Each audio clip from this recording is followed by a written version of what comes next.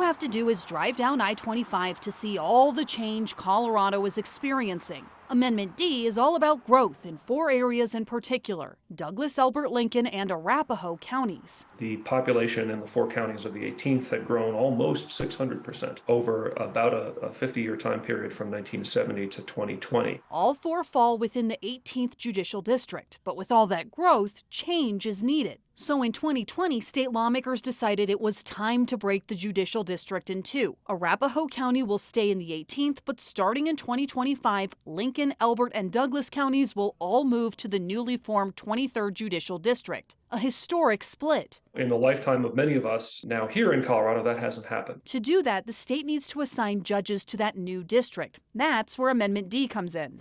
It asks voters if they want to allow the governor to reassign 7 judges from the current district to the new one. What Amendment D does is, in furtherance of this promise of a smooth transition, it provides a one-time, very limited mechanism. A bipartisan group of Colorado lawmakers put this amendment on the ballot for voters, including State Representative Mike Weissman. This is something that all of us are asking all of the state to do, to come together for the good of the million-plus residents here. And he says this amendment will ensure that things go smoothly. The risk, if it fails, is uncertainty in the transition, which is not what we want. This is a one-time small change. It claims it's a one-time issue, but it's setting a precedent. Chris Forsyth from the Judicial Integrity Project, on the other hand, says there's more to this ballot measure than lawmakers are letting on. The Blue Book is telling you that we don't have a system that can handle this process. That's incorrect. Normally, judges are appointed through a vacancy process where a committee comes up with 3 nominees and then the governor picks one. Forsyth argues that same process could be used in the new district instead of simply moving current judges. Just because this judge has served in another judicial district and was seated on the bench